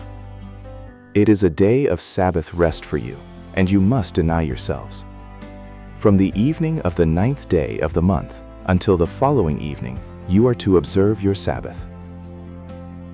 The Festival of Tabernacles. The Lord said to Moses, say to the Israelites, on the 15th day of the 7th month, the Lord's Festival of Tabernacles begins, and it lasts for 7 days. The first day is a sacred assembly. Do no regular work. For 7 days present food offerings to the Lord, and on the 8th day hold a sacred assembly, and present a food offering to the Lord. It is the closing special assembly. Do no regular work. These are the Lord's appointed festivals, which you are to proclaim as sacred assemblies for bringing food offerings to the Lord, the burnt offerings and grain offerings, sacrifices and drink offerings, required for each day. These offerings are in addition to those for the Lord's Sabbaths, and in addition to your gifts, and whatever you have vowed, and all the freewill offerings you give to the Lord. So, beginning with the 15th day of the 7th month, after you have gathered the crops of the land, celebrate the festival to the Lord for 7 days. The first day is a day of Sabbath rest, and the 8th day also is a day of Sabbath rest. On the first day, you are to take branches from luxuriant trees, from palms, willows, and other leafy trees, and rejoice before the Lord your God for 7 days. Celebrate this as a festival to the Lord for 7 days each year. This is to be a lasting ordinance for the generations to come. Celebrate it in the 7th month. Live in temporary shelters for 7 days. All native-born Israelites are to live in such shelters, so your descendants will know that I had the Israelites live in temporary shelters when I brought them out of Egypt. I am the Lord your God. So Moses announced to the Israelites the appointed festivals of the Lord. Leviticus chapter 24. Olive oil and bread set before the Lord. The Lord said to Moses, "Command the Israelites to bring you clear oil of pressed olives for the light, so that the lamps may be kept burning continually. Outside the curtain that shields the Ark of the Covenant law in the tent of meeting, Aaron is to tend the lamps before the Lord from evening till morning continually. This is to be a lasting ordinance for the generations to come. The lamps on the pure gold lampstand before the Lord must be tended continually. Take the finest flour and bake 12 loaves of bread, using 2/10 of an ephah for each loaf. Arrange them in 2 stacks, 6 in each stack, on the table of pure gold before the Lord.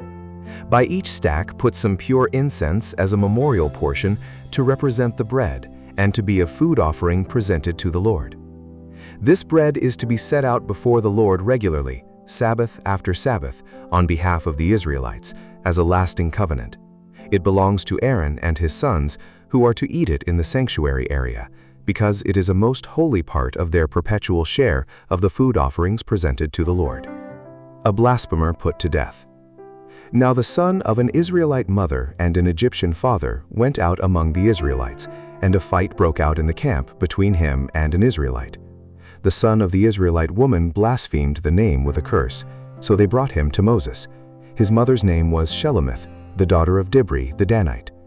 They put him in custody until the will of the Lord should be made clear to them. Then the Lord said to Moses, "Take the blasphemer outside the camp. All those who heard him are to lay their hands on his head, and the entire assembly is to stone him. Say to the Israelites, 'Anyone who curses their God will be held responsible. Anyone who blasphemes the name of the Lord is to be put to death. The entire assembly must stone them. Whether foreigner or native-born, when they blaspheme the name, they are to be put to death. Anyone who takes the life of a human being is to be put to death. Anyone who takes the life of someone's animal must make restitution, life for life. Anyone who injures their neighbor is to be injured in the same manner. Fracture for fracture, eye for eye, tooth for tooth. The one who has inflicted the injury must suffer the same injury. Whoever kills an animal must make restitution, but whoever kills a human being is to be put to death. You are to have the same law for the foreigner and the native-born. I am the Lord your God." Then Moses spoke to the Israelites, and they took the blasphemer outside the camp and stoned him. The Israelites did as the Lord commanded Moses. Leviticus chapter 25. The Sabbath year. The Lord said to Moses at Mount Sinai, "Speak to the Israelites and say to them, 'When you enter the land I am going to give you, the land itself must observe a Sabbath to the Lord. For 6 years sow your fields, and for 6 years prune your vineyards, and gather their crops. But in the 7th year, the land is to have a year of Sabbath rest, a Sabbath to the Lord. Do not sow your fields or prune your vineyards. Do not reap what grows of itself, or harvest the grapes of your untended vines. The land is to have a year of rest. Whatever the land yields during the Sabbath year will be food for you, for yourself, your male and female servants, and the hired worker and temporary resident who live among you, as well as for your livestock and the wild animals in your land. Whatever the land produces may be eaten." The Year of Jubilee. Count off 7 Sabbath years, 7 times 7 years, so that the 7 Sabbath years amount to a period of 49 years. Then have the trumpet sounded everywhere on the 10th day of the 7th month. On the Day of Atonement, sound the trumpet throughout your land. Consecrate the 50th year, and proclaim liberty throughout the land to all its inhabitants. It shall be a jubilee for you. each of you is to return to your family property and to your own clan. The 50th year shall be a jubilee for you. Do not sow and do not reap what grows of itself, or harvest the untended vines. For it is a jubilee and is to be holy for you. Eat only what is taken directly from the fields. In this year of Jubilee, everyone is to return to their own property. If you sell land to any of your own people or buy land from them, do not take advantage of each other. You are to buy from your own people on the basis of the number of years since the Jubilee, and they are to sell to you on the basis of the number of years left for harvesting crops. When the years are many, you are to increase the price, and when the years are few, you are to decrease the price, because what is really being sold to you is the number of crops. Do not take advantage of each other, but fear your God. I am the Lord your God. Follow my decrees and be careful to obey my laws, and you will live safely in the land. Then the land will yield its fruit, and you will eat your fill and live there in safety. You may ask, what will we eat in the 7th year if we do not plant or harvest our crops? I will send you such a blessing in the 6th year that the land will yield enough for 3 years. While you plant during the 8th year, you will eat from the old crop, and will continue to eat from it until the harvest of the 9th year comes in. The land must not be sold permanently, because the land is mine, and you reside in my land as foreigners and strangers. Throughout the land that you hold as a possession, you must provide for the redemption of the land. If one of your fellow Israelites becomes poor and sells some of their property, their nearest relative is to come and redeem what they have sold.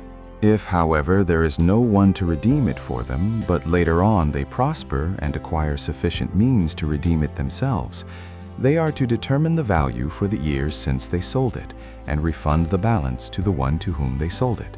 They can then go back to their own property. But if they do not acquire the means to repay, what was sold will remain in the possession of the buyer until the year of Jubilee. It will be returned in the Jubilee, and they can then go back to their property. Anyone who sells a house in a walled city retains the right of redemption a full year after its sale. During that time, the seller may redeem it. If it is not redeemed before a full year has passed, the house in the walled city shall belong permanently to the buyer and the buyer's descendants. It is not to be returned in the Jubilee. But houses in villages without walls around them are to be considered as belonging to the open country. They can be redeemed, and they are to be returned in the Jubilee. The Levites always have the right to redeem their houses in the Levitical towns which they possess, so the property of the Levites is redeemable, that is, a house sold in any town they hold, and is to be returned in the Jubilee, because the houses in the towns of the Levites are their property among the Israelites. But the pasture land belonging to their towns must not be sold, it is their permanent possession. If any of your fellow Israelites become poor and are unable to support themselves among you, help them as you would a foreigner and stranger, so they can continue to live among you. Do not take interest or any profit from them, but fear your God, so that they may continue to live among you. You must not lend them money at interest, or sell them food at a profit. I am the Lord your God, who brought you out of Egypt to give you the land of Canaan and to be your God. If any of your fellow Israelites become poor and sell themselves to you, do not make them work as slaves.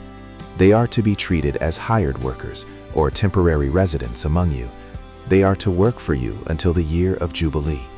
Then they and their children are to be released, and they will go back to their own clans and to the property of their ancestors. Because the Israelites are my servants, whom I brought out of Egypt, they must not be sold as slaves. Do not rule over them ruthlessly, but fear your God. Your male and female slaves are to come from the nations around you. From them you may buy slaves. You may also buy some of the temporary residents living among you, and members of their clans born in your country, and they will become your property. You can bequeath them to your children as inherited property, and can make them slaves for life, but you must not rule over your fellow Israelites ruthlessly. If a foreigner residing among you becomes rich, and any of your fellow Israelites become poor, and sell themselves to the foreigner or to a member of the foreigner's clan, they retain the right of redemption after they have sold themselves. One of their relatives may redeem them. An uncle or a cousin or any blood relative in their clan may redeem them. Or, if they prosper, they may redeem themselves. They and their buyer are to count the time from the year they sold themselves up to the year of Jubilee. The price for their release is to be based on the rate paid to a hired worker for that number of years. If many years remain, they must pay for their redemption a larger share of the price paid for them. If only a few years remain until the year of Jubilee, they are to compute that and pay for their redemption accordingly. They are to be treated as workers hired from year to year. You must see to it that those to whom they owe service do not rule over them ruthlessly. Even if someone is not redeemed in any of these ways, they and their children are to be released in the year of Jubilee. For the Israelites belong to me as servants. They are my servants, whom I brought out of Egypt. I am the Lord your God. Leviticus chapter 26. Reward for obedience. Do not make idols or set up an image or a sacred stone for yourselves, and do not place a carved stone in your land to bow down before it. I am the Lord your God. Observe my Sabbaths and have reverence for my sanctuary. I am the Lord. If you follow my decrees and are careful to obey my commands, I will send you rain in its season, and the ground will yield its crops, and the trees their fruit. Your threshing will continue until grape harvest, and the grape harvest will continue until planting, and you will eat all the food you want and live in safety in your land. I will grant peace in the land, and you will lie down and no one will make you afraid. I will remove wild beasts from the land, and the sword will not pass through your country. You will pursue your enemies, and they will fall by the sword before you. 5 of you will chase 100, and 100 of you will chase 10,000, and your enemies will fall by the sword before you. I will look on you with favor, and make you fruitful and increase your numbers, and I will keep my covenant with you. You will still be eating last year's harvest when you will have to move it out to make room for the new. I will put my dwelling place among you, and I will not abhor you. I will walk among you and be your God, and you will be my people. I am the Lord your God, who brought you out of Egypt so that you would no longer be slaves to the Egyptians. I broke the bars of your yoke and enabled you to walk with heads held high.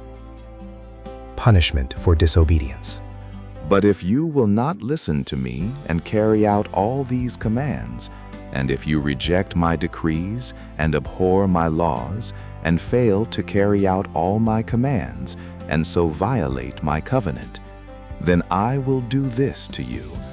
I will bring on you sudden terror, wasting diseases and fever that will destroy your sight and sap your strength. You will plant seed in vain, because your enemies will eat it. I will set my face against you, so that you will be defeated by your enemies. Those who hate you will rule over you, and you will flee even when no one is pursuing you. If after all this you will not listen to me, I will punish you for your sins 7 times over. I will break down your stubborn pride and make the sky above you like iron, and the ground beneath you like bronze. Your strength will be spent in vain, because your soil will not yield its crops, nor will the trees of your land yield their fruit. If you remain hostile toward me and refuse to listen to me, I will multiply your afflictions 7 times over, as your sins deserve. I will send wild animals against you, and they will rob you of your children, destroy your cattle, and make you so few in number that your roads will be deserted. If in spite of these things you do not accept my correction, but continue to be hostile toward me, I myself will be hostile toward you, and will afflict you for your sins 7 times over, and I will bring the sword on you to avenge the breaking of the covenant. When you withdraw into your cities, I will send a plague among you, and you will be given into enemy hands. When I cut off your supply of bread, 10 women will be able to bake your bread in one oven, and they will dole out the bread by weight. You will eat, but you will not be satisfied. If in spite of this you still do not listen to me, but continue to be hostile toward me, then in my anger I will be hostile toward you, and I myself will punish you for your sins 7 times over. You will eat the flesh of your sons and the flesh of your daughters. I will destroy your high places, cut down your incense altars, and pile your dead bodies on the lifeless forms of your idols, and I will abhor you. I will turn your cities into ruins and lay waste your sanctuaries, and I will take no delight in the pleasing aroma of your offerings. I myself will lay waste the land, so that your enemies who live there will be appalled. I will scatter you among the nations, and will draw out my sword and pursue you. Your land will be laid waste, and your cities will lie in ruins. Then the land will enjoy its Sabbath years all the time that it lies desolate, and you are in the country of your enemies. Then the land will rest and enjoy its Sabbaths. All the time that it lies desolate, the land will have the rest it did not have during the Sabbaths you lived in it. As for those of you who are left, I will make their hearts so fearful in the lands of their enemies that the sound of a wind-blown leaf will put them to flight. They will run as though fleeing from the sword, and they will fall even though no one is pursuing them. They will stumble over one another as though fleeing from the sword, even though no one is pursuing them. So you will not be able to stand before your enemies. You will perish among the nations. The land of your enemies will devour you. Those of you who are left will waste away in the lands of their enemies because of their sins. Also, because of their ancestors' sins, they will waste away. But if they will confess their sins and the sins of their ancestors, their unfaithfulness and their hostility toward me, which made me hostile toward them, so that I sent them into the land of their enemies, then when their uncircumcised hearts are humbled and they pay for their sin, I will remember my covenant with Jacob and my covenant with Isaac and my covenant with Abraham, and I will remember the land. For the land will be deserted by them, and will enjoy its Sabbaths while it lies desolate without them. They will pay for their sins, because they rejected my laws and abhorred my decrees. Yet in spite of this, when they are in the land of their enemies, I will not reject them or abhor them so as to destroy them completely, breaking my covenant with them. I am the Lord their God. But for their sake, I will remember the covenant with their ancestors, whom I brought out of Egypt in the sight of the nations to be their God. I am the Lord. These are the decrees, the laws, and the regulations that the Lord established at Mount Sinai between himself and the Israelites through Moses. Leviticus chapter 27, redeeming what is the Lord's. The Lord said to Moses, "Speak to the Israelites and say to them, if anyone makes a special vow to dedicate a person to the Lord by giving the equivalent value, set the value of a male between the ages of 20 and 60 at 50 shekels of silver, according to the sanctuary shekel. For a female, set her value at 30 shekels. For a person between the ages of 5 and 20, set the value of a male at 20 shekels, and of a female at 10 shekels. For a person between 1 month and 5 years, set the value of a male at 5 shekels of silver, and that of a female at 3 shekels of silver. For a person 60 years old or more, set the value of a male at 15 shekels, and of a female at 10 shekels. If anyone making the vow is too poor to pay the specified amount, the person being dedicated is to be presented to the priest, who will set the value according to what the one making the vow can afford. If what they vowed is an animal that is acceptable as an offering to the Lord, such an animal given to the Lord becomes holy. They must not exchange it or substitute a good one for a bad one, or a bad one for a good one. If they should substitute one animal for another, both it and the substitute become holy. If what they vowed is a ceremonially unclean animal, one that is not acceptable as an offering to the Lord, the animal must be presented to the priest, who will judge its quality as good or bad. Whatever value the priest then sets, that is what it will be. If the owner wishes to redeem the animal, a fifth must be added to its value. If anyone dedicates their house as something holy to the Lord, the priest will judge its quality as good or bad. Whatever value the priest then sets, so it will remain. If the one who dedicates their house wishes to redeem it, they must add a fifth to its value, and the house will again become theirs. If anyone dedicates to the Lord part of their family land, its value is to be set according to the amount of seed required for it, 50 shekels of silver to a homer of barley seed. If they dedicate a field during the year of Jubilee, the value that has been set remains. But if they dedicate a field after the Jubilee, the priest will determine the value according to the number of years that remain until the next year of Jubilee, and its set value will be reduced. If the one who dedicates the field wishes to redeem it, they must add a fifth to its value, and the field will again become theirs. If, however, they do not redeem the field, or if they have sold it to someone else, it can never be redeemed. When the field is released in the Jubilee, it will become holy, like a field devoted to the Lord.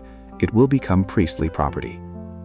If anyone dedicates to the Lord a field they have bought, which is not part of their family land, the priest will determine its value up to the year of Jubilee, and the owner must pay its value on that day as something holy to the Lord. In the year of Jubilee, the field will revert to the person from whom it was bought, the one whose land it was. Every value is to be set according to the sanctuary shekel, 20 gerahs to the shekel. No one, however, may dedicate the firstborn of an animal, since the firstborn already belongs to the Lord. Whether an ox or a sheep, it is the Lord's.